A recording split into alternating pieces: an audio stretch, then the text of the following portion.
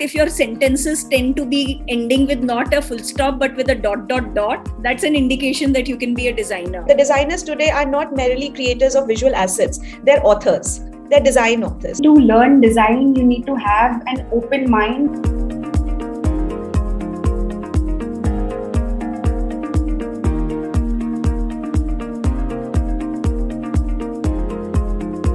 We want to focus our time together talking about design and design thinking. We'll also work on some animation software like After Effects, and we will be working with some UI design softwares as well like XD. But again, our course doesn't focus on software learning. It is something that will be provided to you as a track. The large ideas of ideation, conceptualization, articulation together to create something meaningful. And that is the reason why there are courses that teach you design. The only app and device for graphic design is your own brain. You know how to create things, you know how to execute things. But what are you going to execute? The thinking side of it, the research side of it, the planning side of it is what we teach you and what we actually focus on as well. Like I said, just like technology and tools, Photoshop, Illustrator, InDesign are all tools of execution. So they help you create, but they don't help you think or research or plan. It's not the wisest thing if you're looking for immediate gratification with respect to learning of design. It's a constant process. So, for instance, you would get these books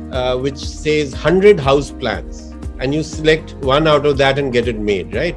Now, that's not the way a designer works. They never repeat themselves. Each design is different because the site is different, the clients are different, the context is different. So you conceptualize a design, and we teach you how to conceptualize a design. It isn't about that you have 100 concepts and you fit that 99th concept into a certain site. It doesn't work like that. I think to learn design, you need to have an open mind. You need to come with an open mind. You should be eager to learn. You should be curious to observe people, places.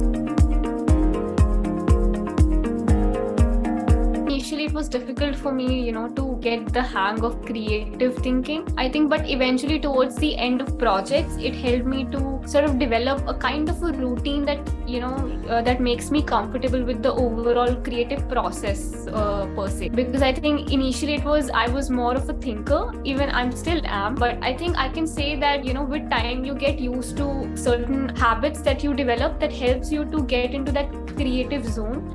We also had like a session with Prachi ma'am. She sort of helped us, to understand a major difference between critical thinking and creative thinking. So I think those kind of midway sessions kind of help us to keep track of what all things that will help us to design things that are more on creative sides, and sometimes designs that have a lot to do with the criticality of it. You've got to be committed to it. Everything from the moment you open your eyes in the morning to when you close your eyes in the night, everything that you consume visually is designed. Once you recognize the pattern which the academy helps you understand how the process behind it works, you'll be able to see this pattern everywhere, and you'll be able to recognize design and creatively think anywhere you go.